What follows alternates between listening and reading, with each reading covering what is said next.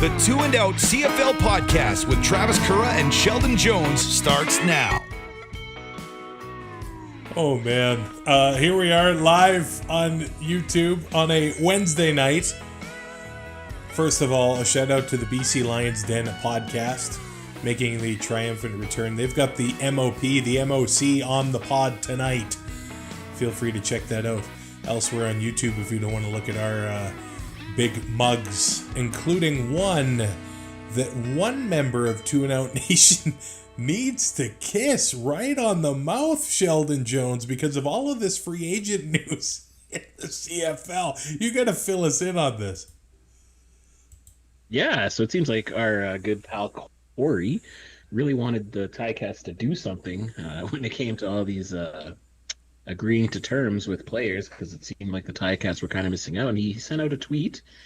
I don't know if he had any liquid courage before this tweet or not, but said that he would kiss me on the mouth if they signed Wynton McManus. And Wynton McManus after he was released by the Toronto Argonauts. So, Corey, when I see you, it's got to be on site, and I don't know if I'm ready for it. But so he can't even say hi. He's just got to kiss you right on the mouth. Right on the mouth. You have to have chap ready for you at all times. Yeah, I'm just every time I go to a CFL game, I'm just gonna have to have some nice chapstick in my pocket. Oh man, I love this. Vintage Sasko asking if anybody's getting flooded by corn bots lately on social media. Well, Tabor corn's not usually ready until about August long, so if I could find some sort of bot to give me corn nuts all the time, that'd be great, because I love corn nuts. Great snack. So here we are at the beginning of February. Allegedly, we are about 5 days before CFL free agency opens, but I asked the question, it's the title of the pod on YouTube, will the real CFL free agency please stand up? Because this communication window, it might as well just be free agency. I don't think it's much of a communication window anymore. Well, and they're obviously communicating before this too. Yeah. Like, they had a tweet out at 2 minutes after it opened. Exactly. Winnipeg had already agreed to terms with somebody, so... Yeah, like just started it like January 1st or give like 48 hours after the Grey Cup. Just like everyone's talking. Let's just open it up, because I'm fine with it. It's just it's not above board what they're doing right now, but it gives us lots of stuff to talk about in the offseason, so I'm completely fine with that. Yeah, I saw Dave Naylor tweet say just get rid of the communication window, just accept that tampering is happening and just let it go. And I'm kind of with that line of thought. Like, this is, I mean, if we're going to have deadlines, none of them matter anymore. So other than roster bonus deadlines, those do matter, apparently. But the other ones, they're very gray. Yeah. Yeah, it kind of just makes sense. Make it January 1st. I don't know what, like... Then it's year to year. You all the, like, what are we doing here? I don't know. I think before it was kind of meant to try to give the teams a little bit of a break, maybe. I don't know. Get out of the news cycle, maybe. But it's good for the CFL to stay constantly in the news cycle, and yeah, it looks kind of suspect when all these deals are happening a minute and 2 minutes after it starts, and then we have, calling that out. And so why don't we just get out of our own way and let it be a free-for-all, because I'm here for it. There's a lot of talks of this future kiss in the chat. So, I mean, is Corey coming out to Calgary for this, or I feel like that'd be nice. That'd be nice. So the old attraction of Two and Out live show used to me like being in an eating competition. Now it seems like a kiss between Sheldon and Corey. And Sheldon's better half has offered to lend Sheldon her rouge, which I thought was a beautiful play on words. I think Corey should be the one wearing the rouge, though. When's the last time my wife wore rouge is the more important question. She looks Be beautiful. careful, brother. We're Makeup. live. She looks beautiful without makeup, and she doesn't wear it a lot. But I want to call out Robert Dalton. Rouge Daltz. He's a fun guy, and he made this little thing today about a CFL heated rivalry with myself and Corey. So love is in the air. Valentine's next weekend. I mean, I got a reservation at the Banff Springs. I'm willing to let you guys have our spot. Well, your significant other okay with that? Hey, I'm not covering his flight out west. Yeah. Maybe I could get you half a tank of gas or something, but I think Corey is probably... I don't know if it was... Let's see. Did he have some rum in his maple Pepsi Zero? Is that the thing now? Maple Pepsi. Speaking of which, we're only 5 days away from Diet Cherry Coke being released. So great. We are excited about that. Yes, we are. But Leanne says a Grey Cup kiss on the 55-yard line. Sealed with some rouge. I love it.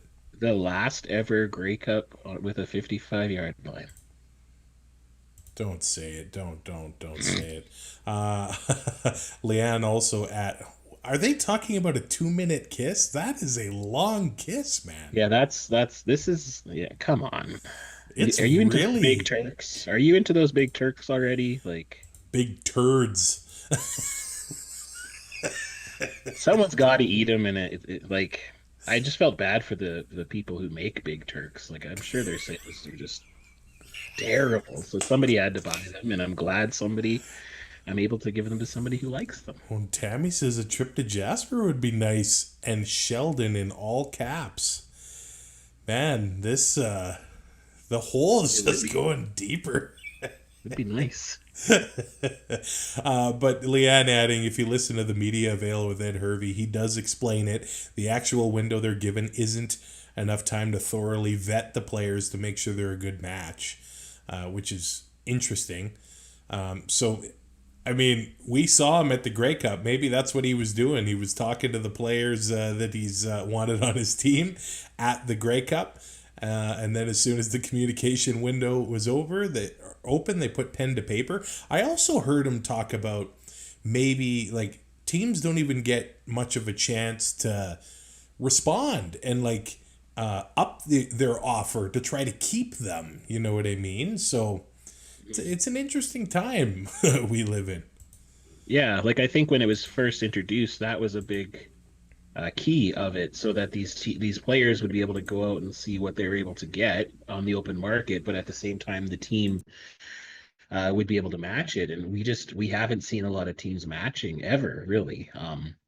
So maybe it's either these teams have kind of resigned to the fact that if they're letting the player get to free agency, they kind of realize they're gone, and unless these players don't find a favorable deal, then they'll come back. But yeah, so maybe you just need to start it a couple weeks earlier and have it be 2 or 3 weeks, but then you risk a really slow news cycle where it's a bunch of splashes the first day or two, and then it's 2 or 3 weeks until free agency begins. So it's tough to gauge what's the best thing to do here, but it just gives us stuff to talk about, which I'm happy. But yeah, we do have lots to talk about. I'm not exactly sure where to start here. We'll talk about the deadlines that are respected, and that was the roster bonus deadlines, and it was talked about on our last show that Brett Lothar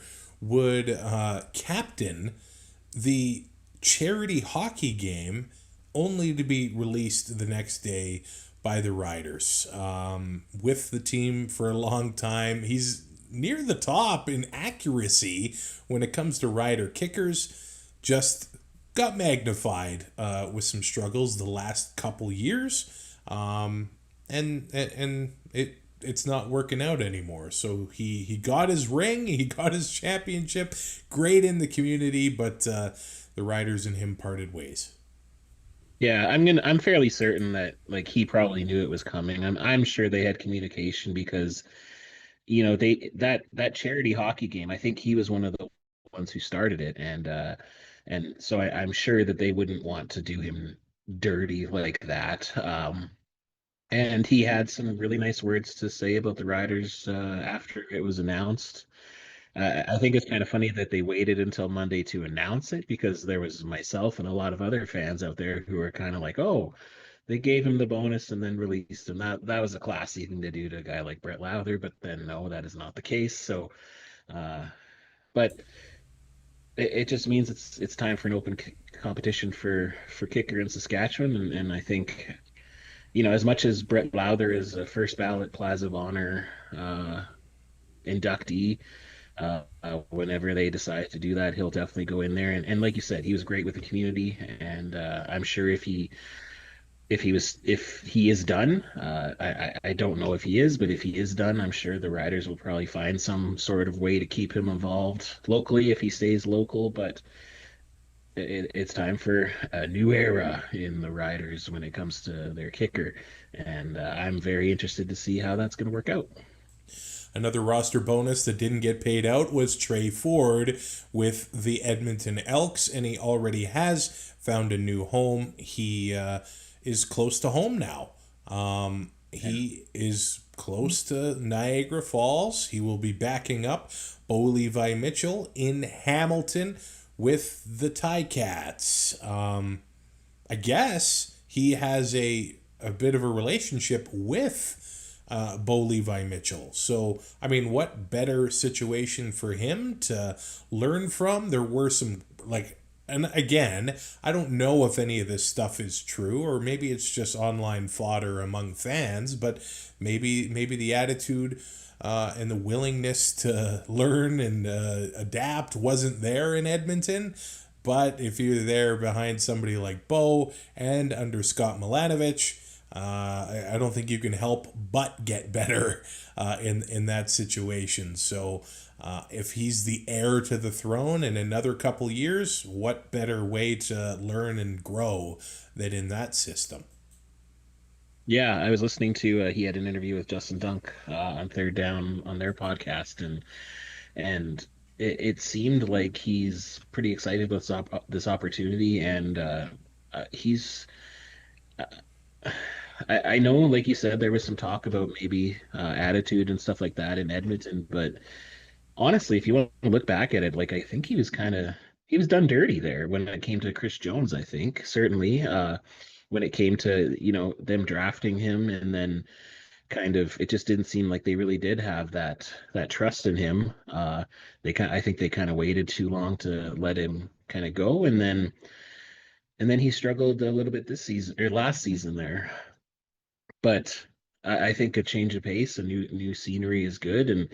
And listen, Scott Milanovich has done wonders for a lot of quarterbacks in this league, so I think that's probably a perfect situation. He said on that podcast that he was also thinking about BC and Montreal, but it kind of came down to location. Like you said, he's from the region. His wife is too, and just the fact that BC and Montreal both have young quarterbacks who are firmly number ones, and it doesn't look like that's going to change unless they get NFL opportunities. And Bo's in the back, quarter of his career.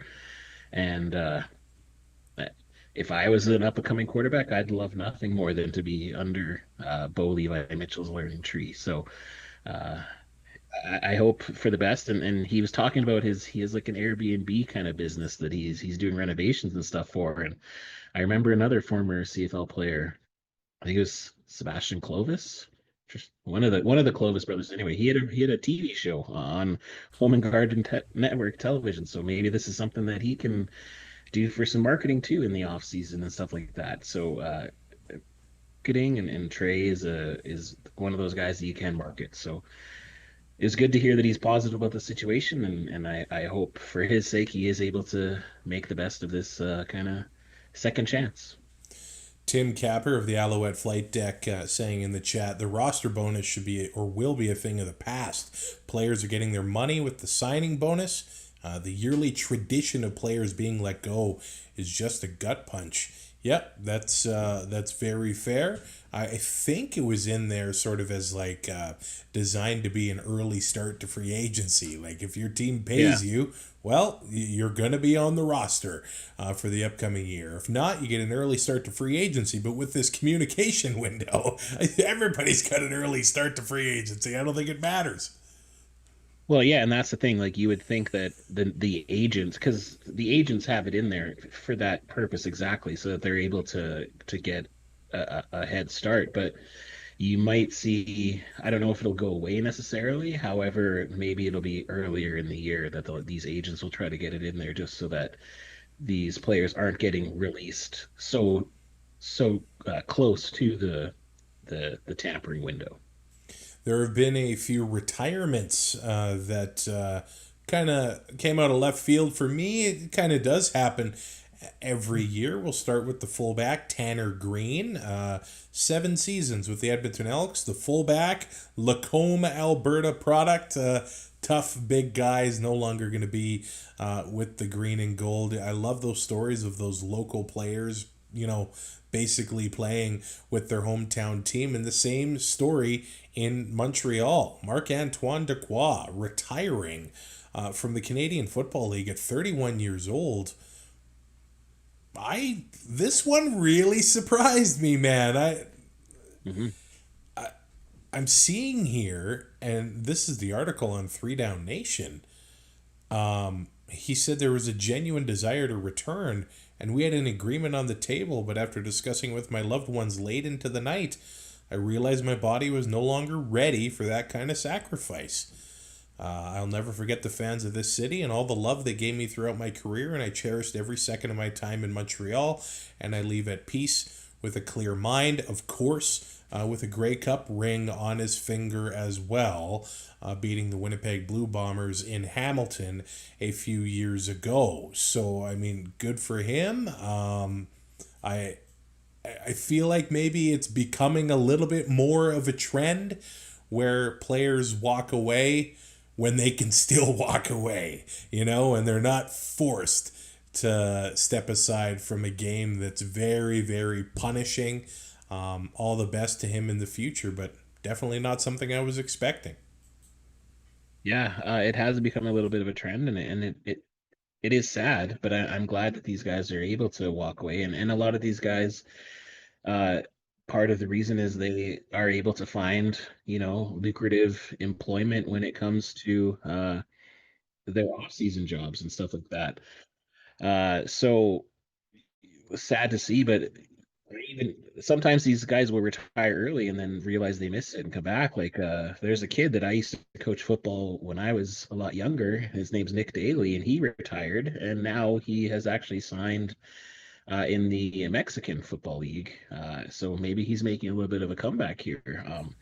So players can always have a change of heart, but when it's a guy like, Marc-Antoine Dequoy, like that type of, all CFL type of player who, not only 2 or 3 months ago, there was lots of talk about, is Montreal going to even be able to afford to keep him? Like he's going to get that good of a deal. And just to kind of realize he's got to shut it down.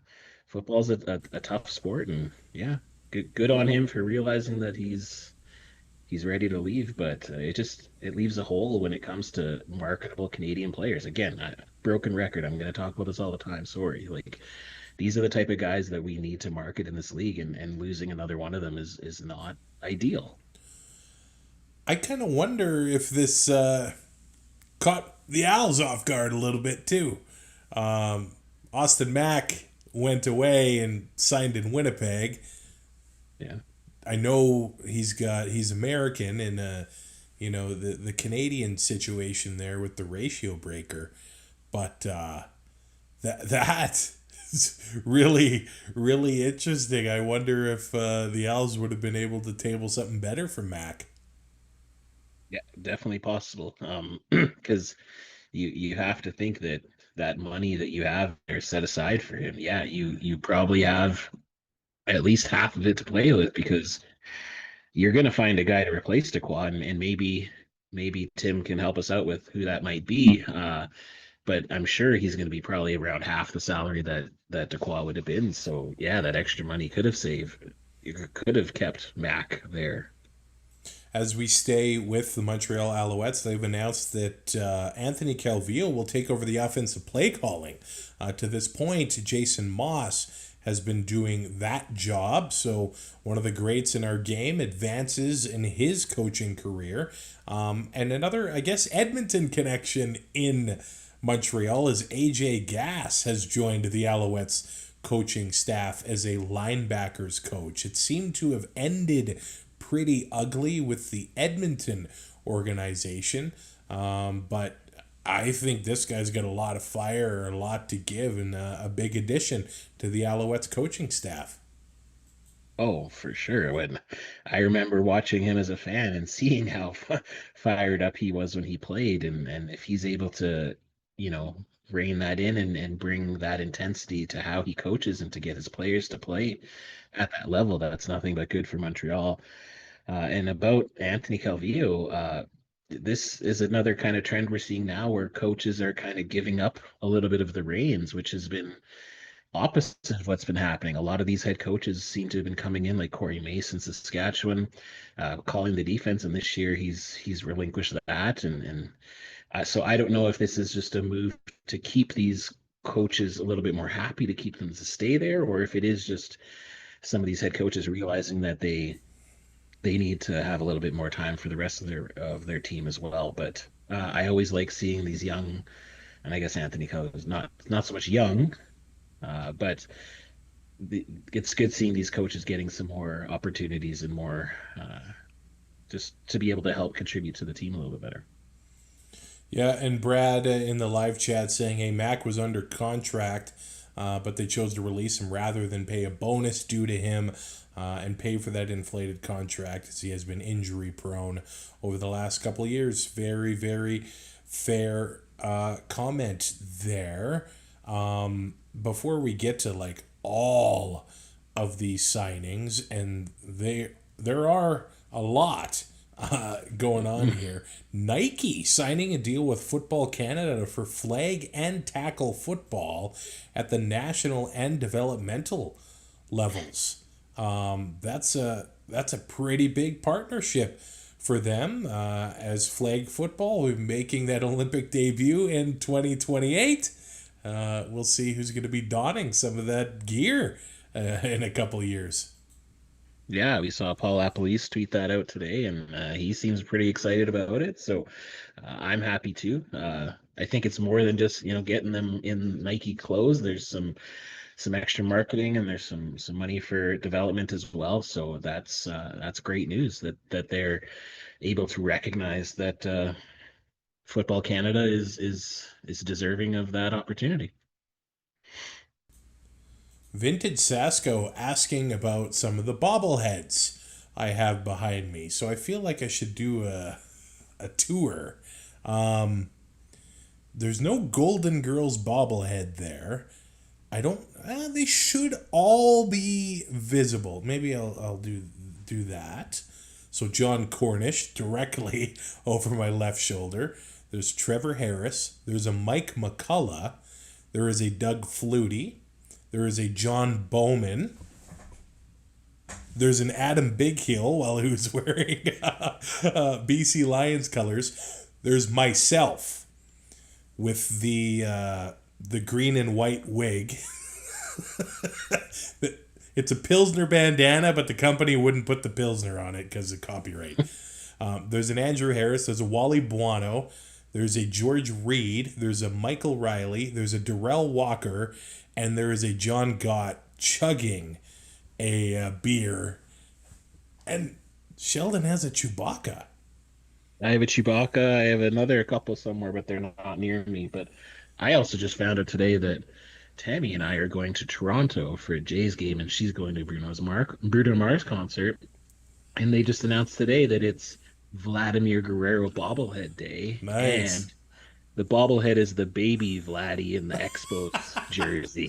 So I'm very excited about that.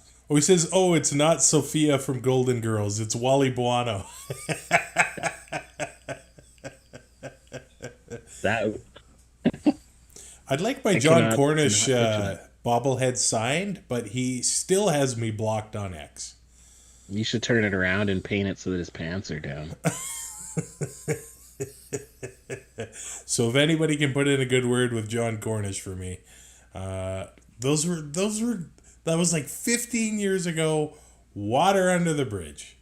Ztella on the Rider fans boards. Those were the days, man. Yeah. Okay. They sure were. They sure were. So there is a lot of free agency news to go over. I'm kind of, well, and I don't know. Do we go with the Saskatchewan Roughriders and maybe the exits that have happened here? Because it happens when you have a championship team, but it seems like a lot of players on their way out, the reigning champs. Yeah. Let's talk about it. I think cooler heads have kind of prevailed for me. I think I was a little bit uh I had some overreaction theater. But yeah, so just off the top of my head here, we have AJ Allen, we have Revis, we have Jake Mayer, and we have Habakkuk Baldonado all agreeing with Ottawa. We have Malik Carney and Robustelli agreeing with Edmonton. Is that it? I think that's it.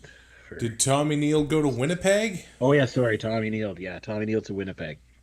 So my initial reactions to this was I was really kind of rattled about Tommy Neal. I do think he's going to be a future top kind of Canadian receiver, but at the same time, he, maybe he's kind of a middle of the pack right now, and the Riders have some up and coming guys that can fill up that spot. Uh, AJ Allen is a huge loss. I think he's probably the best Canadian linebacker in the league right now, so that's going to be tough to replace. But again, the Riders seem to have some players waiting in the wings, some good young Canadians from the U of S, I believe, Hundaby and I think Weeb uh, that are looking to kind of maybe make a jump, if not next year, the year after. And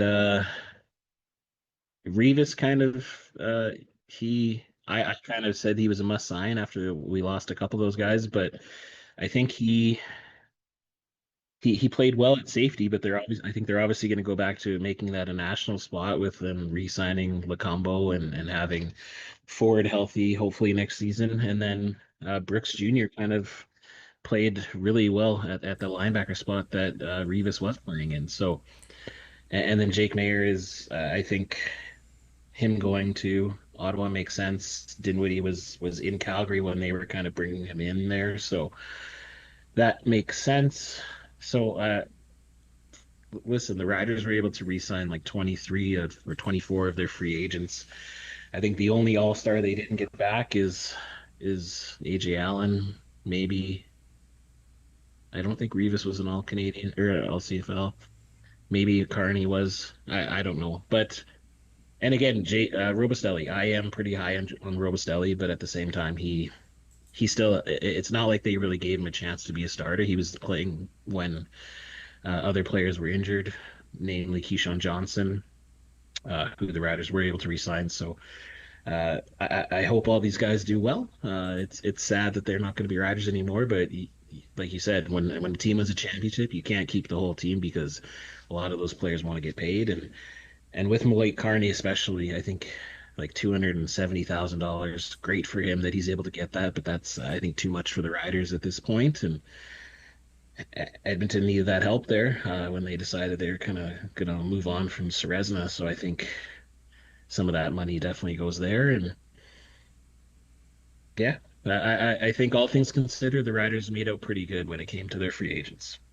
The Riders were able to retain running back A.J. Ouellette. He did say he was sweating a little bit with the contract negotiations, but he's sticking around. They've been able to bring in defensive lineman James Vaughters, as well as returner James Letcher Jr., James Vaughters most recently with Winnipeg. James Letcher most recently with Montreal. And the RedBlacks have let go Devontae Dedmon. So Dedmon moves over to Montreal. Letcher goes to Saskatchewan, which probably means Mario Alford is on the outside looking in for the upcoming season. Haven't heard any news on his status, but we'll see what happens there. Yeah, it's kind of interesting about the Letcher Jr. because I think Three Down initially reported that he was going to be going to Ottawa, and then that offer got pulled for some reason. So, very interesting. And then another kind of interesting thing is that we found out AJ Ouellette is actually he's his own agent. He doesn't have an agent, and he does his own negotiations. So, when you say he was sweating his that first contract offer, he actually said he was kind of rattled and had to go work out in the gym because he thought that he deserved more. And I think a lot maybe more got made out of it, but he kind of seemed to think that they got close to the same amount that he was paid last year, which I know he had a career year.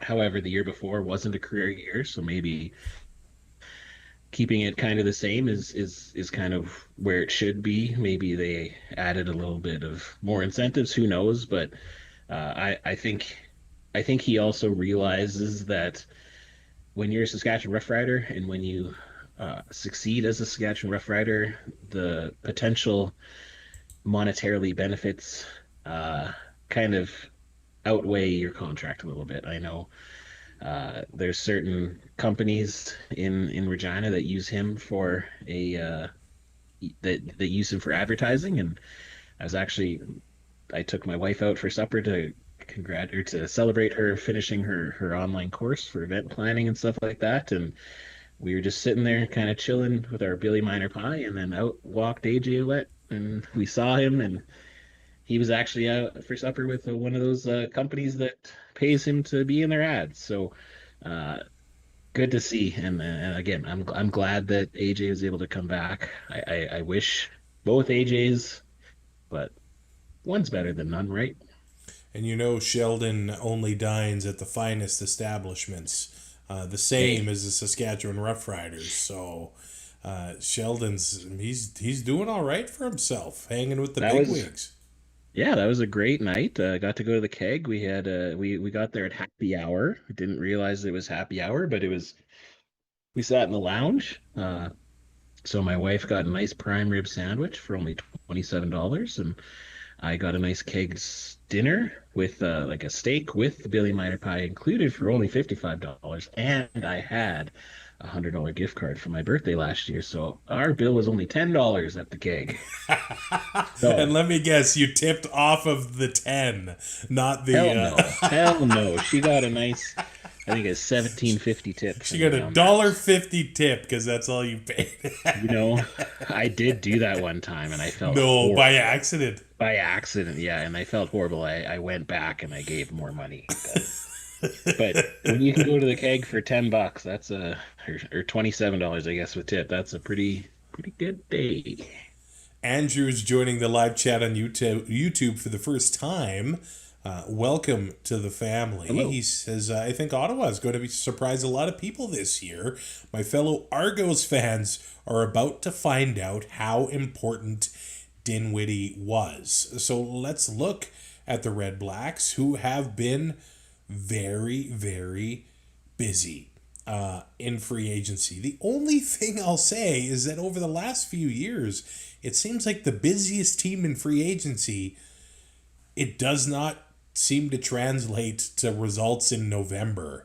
And that's when those results need to happen. That being said, they're bringing in a lot of veteran guys that have had success in the CFL. And yes, the Dinwiddie factor is also new. They'll have to keep their quarterback healthy. I mean, we saw what Dinwiddie got out of Arbuckle. Can he get that out of Drew Brown? And now back up Jake Mayer as well. Guys that have been able to move the ball in the CFL before, but need consistency, limit turnovers, that kind of thing. But they're bringing in a lot of guys here, and on the defensive side as well. Yeah, I'm glad you said it because I was going to point out that the team that wins free agency doesn't really win. But they they added a lot of good pieces, and with the regime change too, it's going to take a while for them to gel. So that's the thing that I think Red Black fans need to kind of understand and pump the brakes a little bit. But with Jake Mayer, like he's probably 1A, 1B when it comes to the best backup in the league. So if Drew Brand does kind of falter a little bit, it's not that much of a drop off, I would say. But they, you can't deny that they did improve. We look at last year, I think Edmonton tried to make big splashes and they did, and then it took them a while to gel, right? And then, but near the end, near the back half of the season, they started to gel. So hopefully for Red Black fans, it's that quick of a transition. But with a new regime change, with Brian Dinwiddie going in there, it's gonna take some time for him to build his culture. And at the same time, I think we all have to realize or remember that whatever happened in Toronto with Dinwiddie eventually soured, and he seemed to lost the players there. So we're gonna have to see how that works. And then also quickly before we move on, Leanne, Billy Miner pie is the greatest dessert that has ever been invented, and it's at the keg. It is a like mocha ice cream cake pie with caramel and slivered almonds. It's the best dessert ever. I'm sure it's good, but best ever is big words, brother. Well, it's best ever Big that words. we wouldn't get like at a specialty cafe in Jasper or Banff that you would be all over, Mr. Grizzly Bear. I'm talking chain restaurant, best dessert ever at a chain restaurant. Okay. Okay. I can't afford to dine with Sheldon all the time, so I've never had a Billy Miner pie. This guy right here. No, This no, tasting we're menu not. guy when We're it goes to Jasper, Manitoba. We're not Jasper, Jasper, Manitoba. Manitoba. I've never What am I been. doing? I've never been to Jasper, Manitoba. Oh, you should, man. You Leanne should. actually says yuck to the Billy Miner pie. What is with your taste buds, Leanne? I love you, but you need a tongue transplant. Okay, Corey, you should probably stop. He says if Ottawa wins the Grey Cup this year, I'm drinking a glass of Hamilton Harbor water. If you know, you know. That's now on the record. Ooh. Yeah. You kiss him before that. Oh, for sure. Yeah. Well, we're gonna see each other before the Grey Cup is over, for Okay. sure. Okay. So, Well, she doesn't like mocha, she doesn't drink coffee, and she's lactose intolerant. okay, you get a pass. You're too forgiving, Sheldon. I am very forgiving. Very, very forgiving. So I don't know if we actually talked about the players that the Red Blacks were bringing in. Well, not But the non-rider players. right, yeah. So, but I mean, having Revis and Allen in the linebacking core, that's pretty strong. Brian Cole II is coming over. Dylan Wynn on the D line. Baldonado on the D line. Linebacker Michael Broderick spent the last few years with Edmonton. He's now going to Ottawa. Aiden Eberhardt, who has made some circus catches with the BC Lions. He had one of the top averages for yards per catch in the CFL. That's a good add to that offense there. Defensive back DeMario Houston heading there as well. And I didn't even mention Niles Morgan, the deal made at the beginning of the year. So it's a new look linebacking core in Ottawa. And Vintage Sasko mentioning in the chat here, Philip Daniels, the former D-line coach for the Riders, is now with the Ottawa RedBlacks. So definitely making changes on the defense. A defense that has given up lots of yards over the past few years, looking to change their fortunes. But that, like you said, that linebacker group is scary if they're able to gel quickly and build up that teamwork. That could be very scary. But hopefully the Ottawa, they have a nice retro night this year because they're definitely going full Ottawa Rough Riders branding here with signing all these Rider They're players. back. Yeah, let's get some nice retro Rough Rider jerseys, and we can have a battle of the Rough Riders when the Riders head to the nation's capital. I'm in. I'm totally in for that. Now, leaving the team, Robert Priester, the veteran defensive back, as well as quarterback Dustin Crum, who has spent several years with the Ottawa RedBlacks. He moves not too far away with his former teammate, Devontae Dedman. He's off to Montreal. He will be the backup to Davis Alexander and receiver Jarrah Stearns, who spent last year with Winnipeg, also going to Montreal. But other than that, not the biggest turnover in Montreal. Well, I don't know. Some stars are gone. Marc-Antoine Dequoy is gone. Austin Mack off to Edmonton. Dylan Wynn, James Letcher Jr. So there are some big names leaving Montreal, but I think for a while that Montreal Alouettes roster, there was some receivers, like some guys that maybe are going to be able to take the next step. Tyler Snead got a bit of a raise for this coming year. One of the most underrated guys in the CFL. He's going to have a bigger role.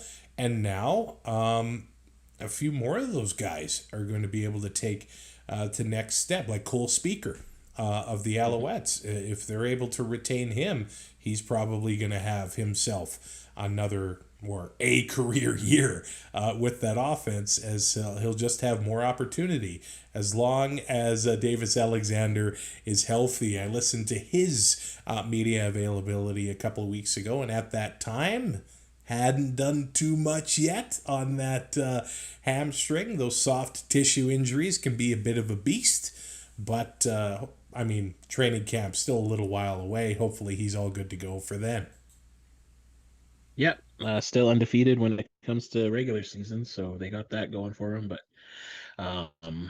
yeah, I think like the Riders, they made it to the Grey Cup, so obviously they know what they're doing, and like the Riders, they've lost some star players, but I'm pretty certain that Machocha knows how to build a team, and Moss knows how to coach a team. So I'm sure they have they have a next man up mentality, and I'm sure they have the players in house that are going to be able to take over just because of how quiet they kind of have been during this negotiation window. Andrew in the live chat says, are we going to see that Rider hat all year? Champions, baby. Champions. Well, you can tell he always says we. It's sad we lost these players from our team. He's I'm trying my best. Were you though? Were you though? I'm trying my best, but when you're a champion, it's hard to not be a champion. No, I will probably retire the hat once regular season starts, but you got me all off season. Sorry, Andrew. That's fair. Where should we go to next? How about west to BC, who've had some tough losses themselves. So they bring in on the defense Darnell Sankey and Casey Sales. And here's where I want to bring up an email we got from Bart to the mailbag, toandout.ca, where last week where I was talking about the linebacker factory in Calgary. Bart is a Calgary fan. He says, you hit the nail on the head about Calgary and linebackers. I think people tend to forget a few things. Pretty much all of the top linebackers in the league were recruited and developed in Calgary. He says, you think I'm nuts? Here's a current list. Jamar Thurman, Wynton McManus, Darnell Sankey, Jacob Roberts, who was amazing last year in Calgary, recently signed to the NFL. I mean, do we bring up Alex Singleton of the Denver Broncos. He said those first three guys all played in Calgary for at least 2 years and were all recruited by Calgary and were all dominant in Calgary before moving on to Sask, Montreal / BC, and Toronto.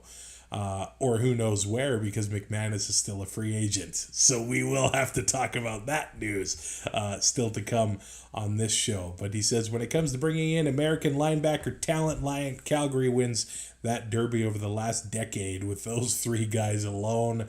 I think that's pretty fair. I think it's fair. I think Mike Alway was there too, wasn't he, at the beginning? Like, I think his career might have started in Montreal, I think. Yeah. But I think a few thought maybe Micah Alway might have been done in the league. And then a couple years ago, the guy's like near the top of the league in tackles all over again with Calgary. So he had a bit of a resurgence there, I would say. Yeah.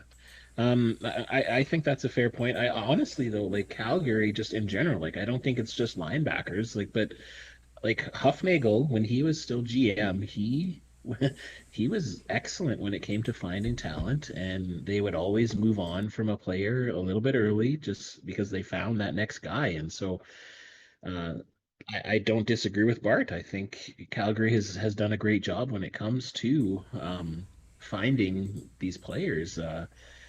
It's just kind of surprising with all these players that they haven't won the Grey Cup more than they have in the recent times. I guess they've done a really good job making the playoffs, except for the 1 year there, and they were able to retool a little bit here already. But yeah, that's a solid point from Bart. BC was able to hang on to most of their important players, but losing a critical piece in left tackle Jarrell Broxton. And we're going to talk about the situation he is going into, but leaving the West Coast, as is Aiden Eberhardt. But it's all to do with Nathan Rourke, the MOP, putting the best supporting cast around him. But a bit of a shuffle on the O-line, and we know Rourke is mobile. He can extend plays and maybe make his O-line look a little bit stronger than they are. But whichever way you shake it, losing the left tackle is a tough one. For sure. I think we don't have to go too far back in history to see what happens when BC signs a quarterback for a lot of money and doesn't have money for their O-line. I think in this new landscape of the salary management system with increasing the last 2 years, I think Nathan Rourke has been pretty smart because I think he's left money on the table. I think he probably could have taken some increases the past couple of years with the salary cap going up, but he kind of hasn't. And that bodes well. But yeah, when you lose your left tackle, that's a big thing. And I know that they kind of think that they will be okay. Just listening from just on 3 Down with JC, he has his finger on the pulse in BC quite well. But yeah, you have to protect Nathan Rourke. And I know, like you said, he's more mobile than Michael Riley was and a lot younger, so that helps too. But if you lose a player like that and you're not able to complement it well enough, and you get him hit more or hurried more or sacked more, then that could be that could make things a little bit difficult in BC. So I'm very interested to see who's gonna step up there and how training camp's gonna look for the BC Lions O-line there. Paul in the chat saying we are 1 week closer to the Calgary Stampeders hoisting the Grey Cup and actually hosting the Grey Cup. He says the Stamps are hosting the West Final and Grey Cup, the most positive season in a few years ahead. And with that Grey Cup happening at Mac Mahon Stadium with Deontay Mac Mahon joining the Calgary Stampeders, my phone was blowing up when that signing was announced. Yeah, fam, we did it. We manifested this, and we made it. We put it on that vision board, and now Mac Mahon playing in Mac Mahon. I think I gotta try to get my stuff going. We gotta make a shirt out of this, because that, from our lips to Dave Dickinson ears, he knew that he needed to make this signing, and we are so happy. We're so happy. Now, I don't want to see another Reddit thread where 2 and Out is disrespectful to the, the namesake of the stadium in Calgary. It's just fun. And I understand that I maybe should take life a bit more seriously, but if you've seen what's gone on in the world over the last year, I don't want to take everything so seriously. So, hey, Mac Mahon Day, we got to celebrate this with bobbleheads, jersey giveaways, Spudinators. Yes. I'm going to make a Spudinator t-shirt for 2 and Out Mac Mahon Stadium. I'm going to do it. I'm not great at Photoshop, but I'm going to figure it out, and we will make it. And, I would love to have Dante on the show, talk to him, maybe see if he even knows what we talk about when it comes to Mac Mahon. I know it's getting out there, because, like you said, your phone was blowing up, my phone was blowing up. Lots of people were understanding the message, and we're very happy about it. Now, it is also the year of the horse, the Chinese zodiac. So, Sheldon. I'm not Corey here, but if the Calgary Stampeders win the Grey Cup this year, I think I have to figure out a way to say something, because it's not happening. So the last time it was the year of the horse, 2014, Calgary Stampeders Grey Cup title. Brandon Banks will not like us bringing that up, but a Stampede. Now 2002, that was Montreal, I believe. 1990 was Winnipeg. But, hey, 1966 was a Rider Grey Cup victory. But 2014, 2026, the year of the horse. Will the Calgary Stampeders repeat? The year of the horse just means that the horses are hosting the Grey Cup, not hoisting. All right? And we're all Corey says, I don't believe you, because it was the year of the Tiger not long ago. And you know what? The Ticats didn't win. Was it the year of the Tiger in 1999? Maybe. I don't know. I don't know. But what does Paul mean here? Have a Spudinator and a porta potty drink mix? Porta potty drink mixes? Is that a Calgary thing? Like the Nino? I'm not drinking inside a porta potty. That sounds not fun. But the Stamps bring it in. The Devondrick Bynum of the spent the last few years with Edmonton, but also receiver Dejon Brissett, the Canadian receiver that has spent his career with Toronto. And the Stamps have lost some key players to the NFL, bringing in Brissett, big body Canadian receiver. I think that'd be a solid, if not underrated, addition to that offense for Calgary. Yeah, he's a playmaker, and they need that when you use guys like Alfred. Someone's got to catch the ball from VA, so it's good that they're able to get a good one in there.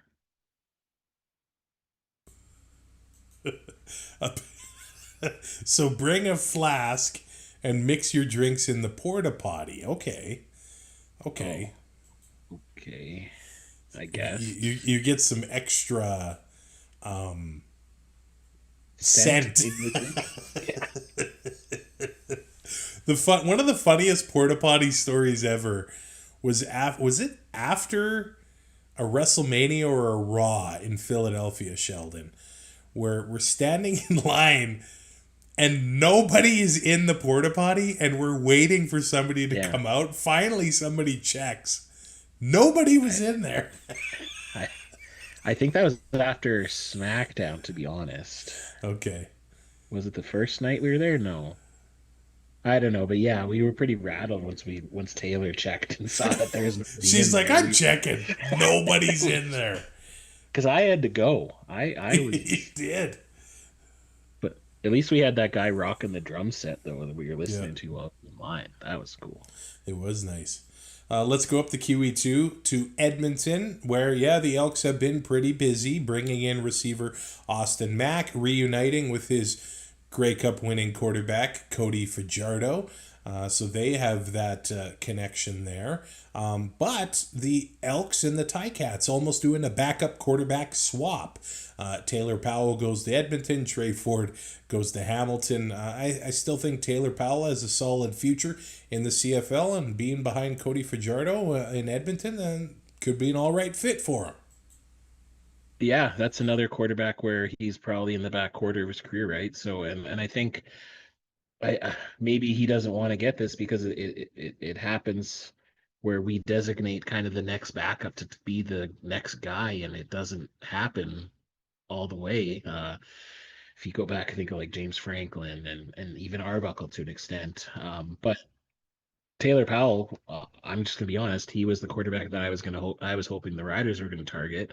Um, so I think being there with Milanovic is nothing but good for him. And uh, uh, I was actually kind of just shocked that they even let him go, to be honest, because they kind of have put in the work when it comes to there. And even like that first year that Bo was in there, they pulled him for Taylor Powell. And so I kind of that was a little interesting to me, but I think that's good for Edmonton because you get a guy who has experience as your backup and maybe a little bit closer to Cody than Trey was when it comes to their quarterbacking strengths a little bit. And yeah, I think it'll work out well just because he's gonna have a chance to be the guy maybe in a year or two.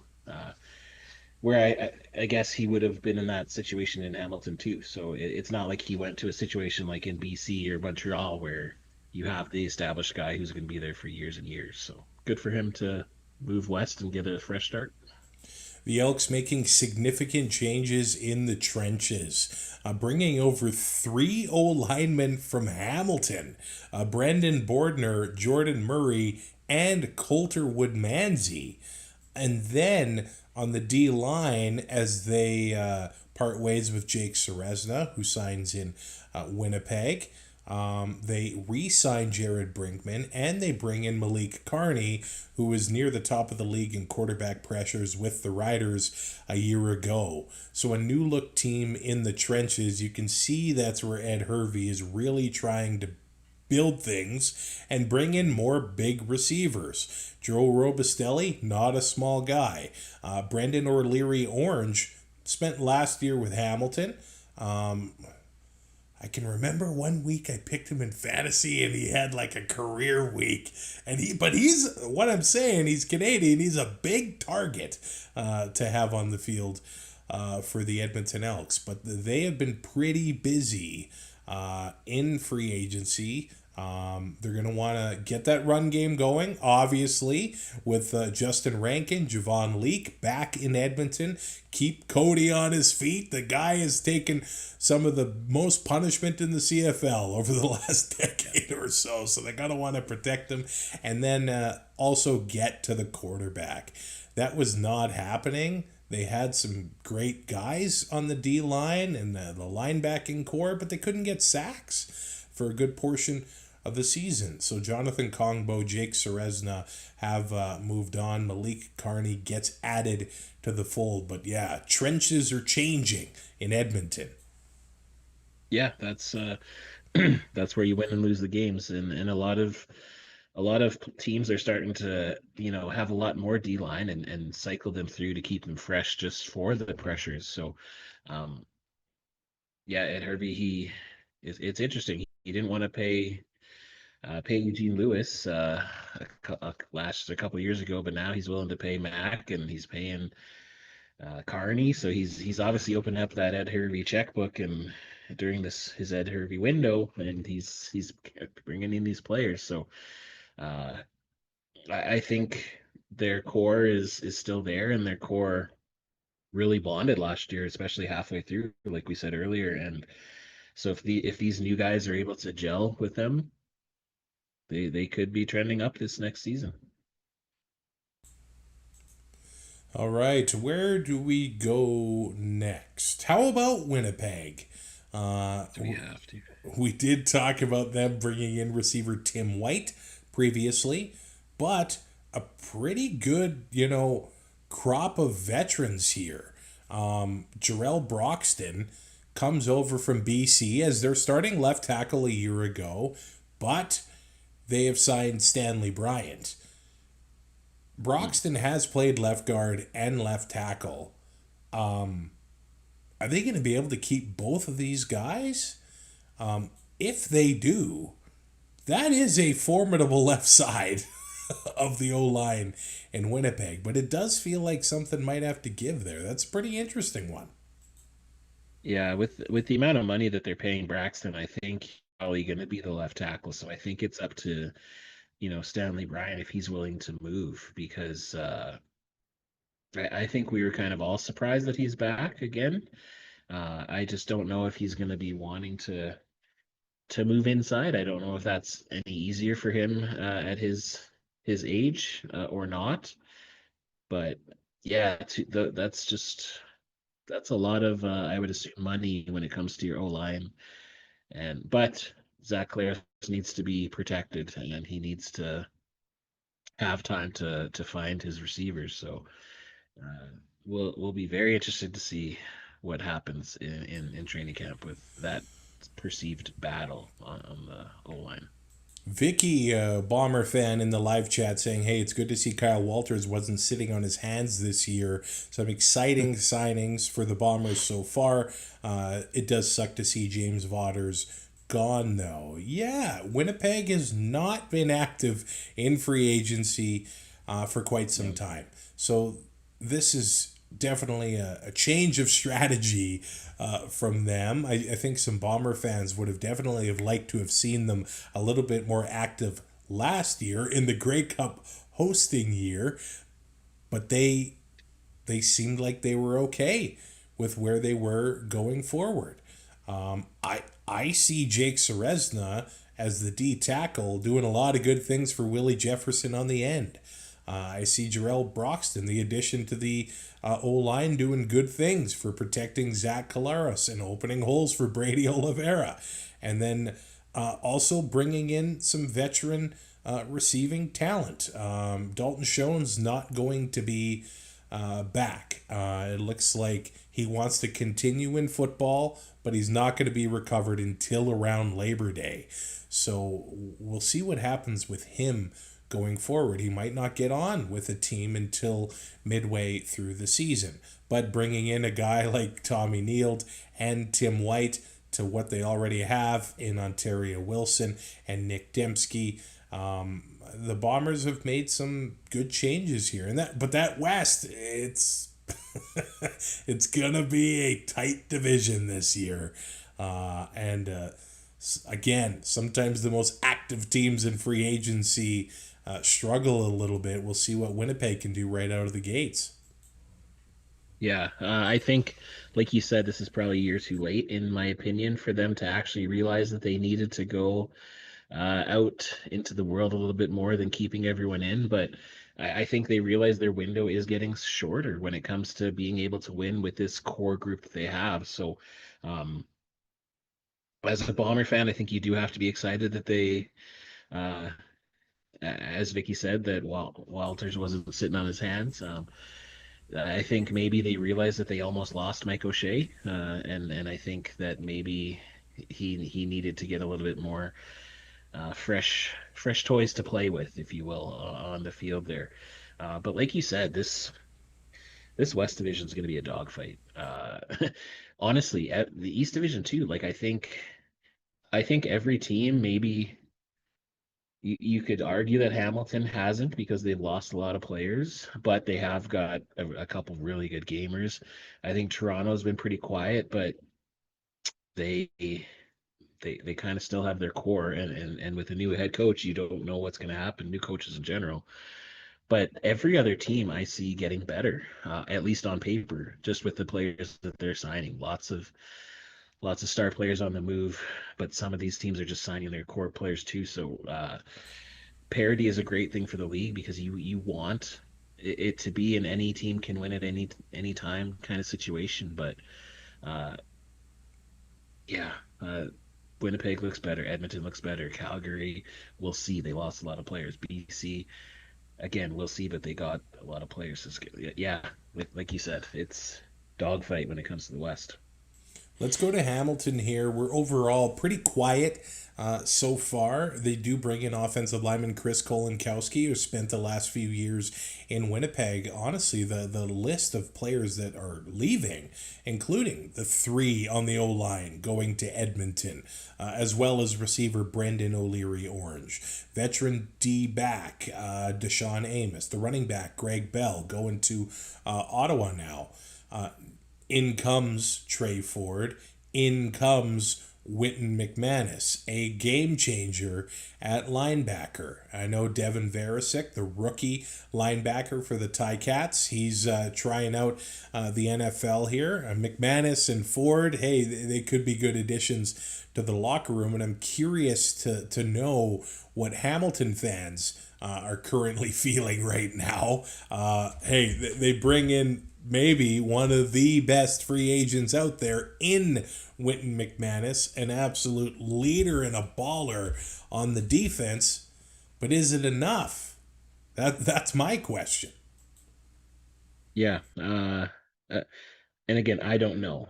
When I was going through those teams there, I think I kind of stopped myself a little bit when it came to did they improve. But again, like Winnipeg, I think their window is kind of short if they're going to try to get back to the Grey Cup with the players that they have. They did lose, like you said, quite a bit.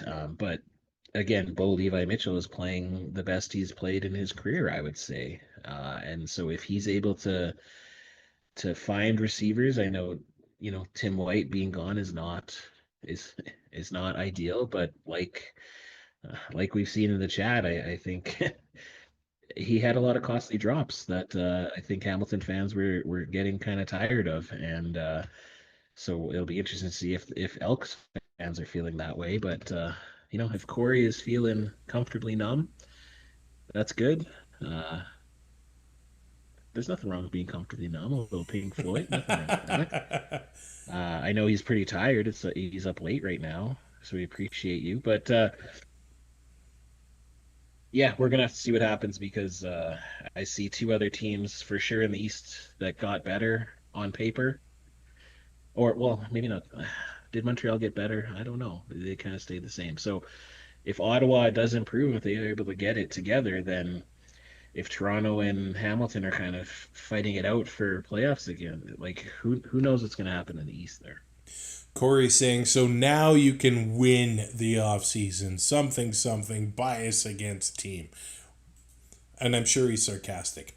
However, it's the departures. I mean, that's... Did anyone congratulate Edmonton for winning the offseason last year? I don't think so. Well, in February they were. Yeah. Hey, you know what though? Like, I mean, Jamal Peters, Stavros Katsantonis in the secondary, Wynton McManus, the linebacking core, Julian Hauser had a good year on the D-line last year. And then it's going to be a bit of a changing of the guard on offense. They do have some young guys still there. The Laval product, Dumoulin Duguay, is still there on the O-line. He's only 22. So Liam Dobson there, he's 27. So they do have some guys. And Revenberg is the anchor of the O-line. And they still have, Kenny the King Lawler. Keandre Smith, I'm hoping is sticking around for them. But there might be some new names in the receiving core and probably a battle at running back. I don't know if they are going to go to Johnny Augustine, but he's 32 years old, which is younger than us, but maybe older for a football player. So the offense, and we got some live chat here. Daniel saying, I think the defense will be fine. I'm just worried about the talent on the offensive side of the ball. Yeah, I think I'm kind of blanking a little bit here, but I think the defense kind of wasn't the best last year for Hamilton. They were able to score points, but weren't able to stop the points. So if the defense does improve and you only really lose Tim White and I guess running back too, but I a lot of fans didn't really like Cottonelle anymore either, so he's gone too. So it'll be interesting to see how their offense does mesh with a new. Uh, I assume it's still going to be kind of the Scott Milanovich offense, but we'll see how that goes. But yeah, I wouldn't be too feeling too easy about the Hamilton Tire Cats if I was a Hamilton Tire Cat fan, but I think in the East they still are definitely able to be a contender when it comes to those other teams, depending on again how quickly Ottawa is able to mesh with those new players. And this brings us to Toronto. Up the QEW. I hope I got my direction in my highway correct there. Yeah, up.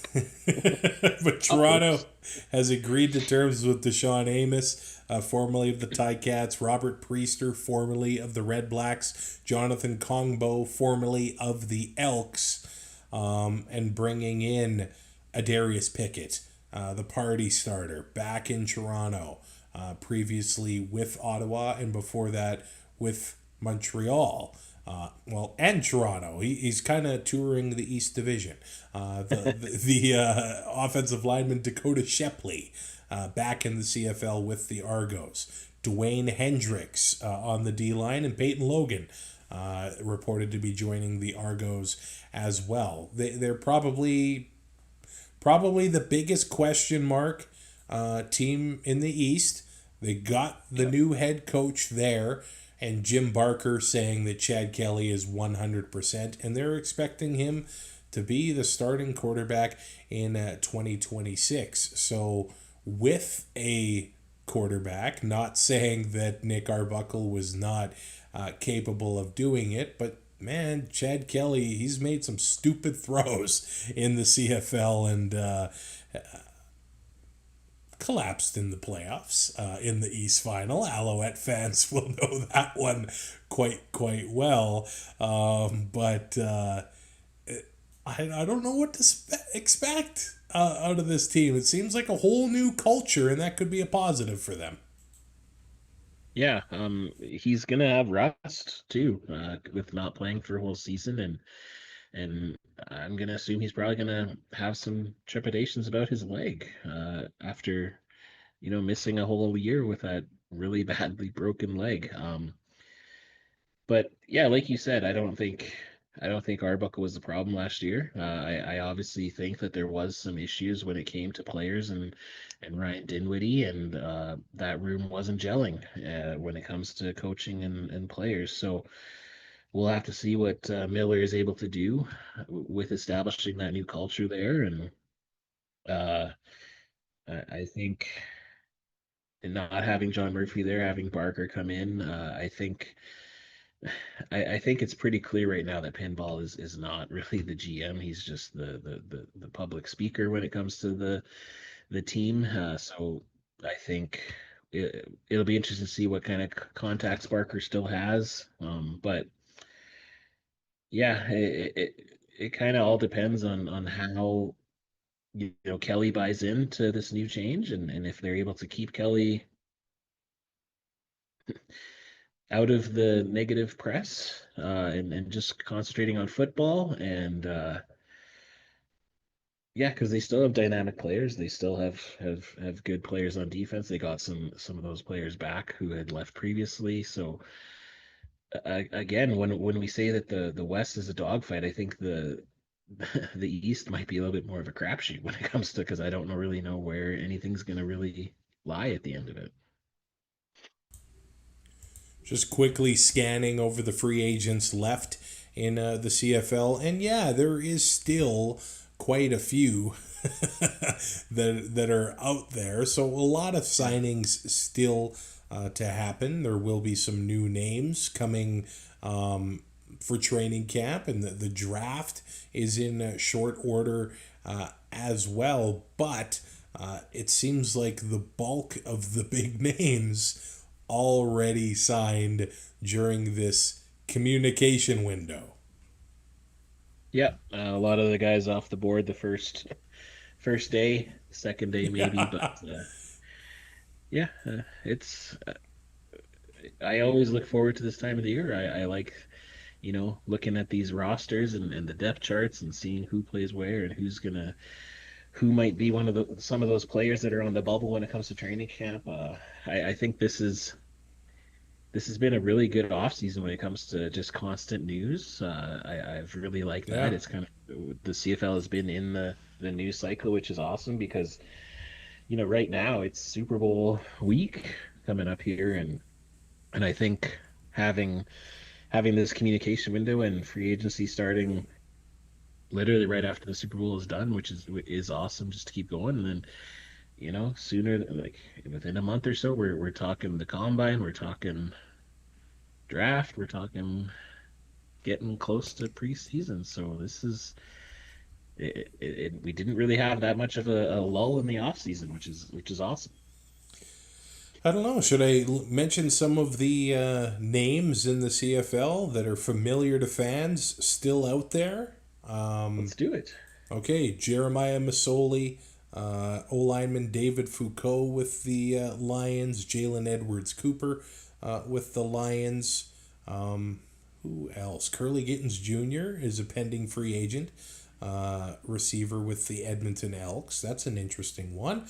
Offensive lineman Gregor McKellar with the Edmonton Elks. Receiver Arkell Smith. Stephen Dunbar Jr. Spent time with the Elks and the Hamilton Tiger Cats in his CFL career. Dominic Rhymes, pending free agent with the Calgary Stampeders, according to CFL.ca. Lorenzo Malden IV, the D lineman. Malik Henry, receiver with the Stampeders, pending free agent. Adam Bighill, maybe he will retire. Shane Ray with the Saskatchewan Roughriders. Who else with the Riders? The long snapper, Jorgen Hoos. Could it be a change of the guard? He's been a long time doing that. Yeah, I think he's contemplating retirement, but I hope not, because when you have a long snapper who you don't really ever have to worry about and you don't ever hear his name, you want to keep that as long as you can if you're the Riders. CJ Avery, the linebacker with the Riders, that spent a lot of last year injured. So we'll see what happens there, as well as Mario Alford, the pending free agent. For the Winnipeg Blue Bombers, I think there's McEwen and Gagne on the O-line too. I don't think that they're signed. So those are two signings that the Riders, I think, we're pretty happy with getting last year in this communication window, and both really didn't get a chance to play due to injury. Right. I know Gagne got in there close to the end of the season, but I would like for them to maybe give him chances again. I don't know, but weird that those guys didn't work out. For Winnipeg, Chris Strevler is showing as a pending free agent. Carrick Wheatfall, Dylan Mitchell showing up there as well. We're up to Hamilton, where Shamar Bridges, pending free agent, former rookie of the year. He's listed there. We go to Toronto. Devaris Daniels, CFL veteran, has Grey Cups under his belt. We'll see where his career takes him. And Janarian Grant, a very interesting one there. Corey in the chat saying, hoping to get him down the QEW to wear black and gold as well. And Anthony Lanier, the former Saskatchewan Roughrider and Toronto Argonaut, listed as a free agent, along with O-lineman Shane Richards and Ryan Skeevier. Some interesting names from Toronto. From Ottawa, Braylon Addison, Frankie Griffin, Luker Hakanavanu, DeAndre Lamont, the DB, Richie Leone, the punter, listed as free agents, William Stanback as well. So interesting names there. They brought in Greg Bell, I'm assuming to be the starting running back for the RedBlacks. For the Alouettes, McLeod Bethel-Thompson. The Alouettes have already brought in Dustin Crum. So I'm assuming they're moving on. DB, Ciante Evans. Sean Lemon is not going to be in Montreal. He does say he wants to continue. Charleston Rambo, the receiver for the Alouettes, is an interesting name. Sean Thomas Erlington, listed as a pending free agent, as well as backup quarterback who fumbled in the fourth quarter against the Riders. Shea Patterson is a free agent as well. The Riders probably owe him a ring for that one. Yeah, you can have an onion ring or something. Some sort of, maybe an A&W onion ring. Those are nice. This Anne Murray for halftime show. She is like a songbird of a generation when it comes to Canadian music. What if they went for a comedian to do the halftime show? I'd be here for it. Comedy's very subjective. I guess that's a problem. Yeah. Well, so's music. You see every single person complaining about the halftime show as well, so that doesn't help. Here's the thing. She may not be popular in Canada right now because she did an ad for the U.S. Olympic team, but Tate McRae, and I know Vintage will she should be the halftime show in Calgary this year. She's a Calgary girl, big pop star. That's who you want to be your halftime show. Deborah Giovanni. I think that'd be it. Bill Burr. Yeah, that would. Deborah Giovanni is hilarious. She is. I will admit. And Vicky saying CFL listed May 6th as the rookie camp starts. So before May long, before you know it, we are going. And yes, Tate is from Calgary. That would be a big get for the organizing committee. A job that I wouldn't want, because as soon as you put it out there, people complain. Absolutely. That'd be a tough one. So, I mean, hey, that wraps up a lot of the free agent news that has gone on in the CFL. The official opening is next week. I will be on vacation enjoying the mountains, the winter wonderland, for our 10th wedding anniversary with my much better half. I had no grays 10 years ago. Those tasting menus and everything in Banff are going to be wonderful for you, I'm sure. Yeah. I can't wait to borrow some money from you so I can afford it, buddy. And go Canada, go! The games are already underway. Did you see the curling event? The first game, the power went out. I didn't see that, but I saw that the Canadians won their first game. They did. They beat Czechia. Yeah. So that is awesome. I think.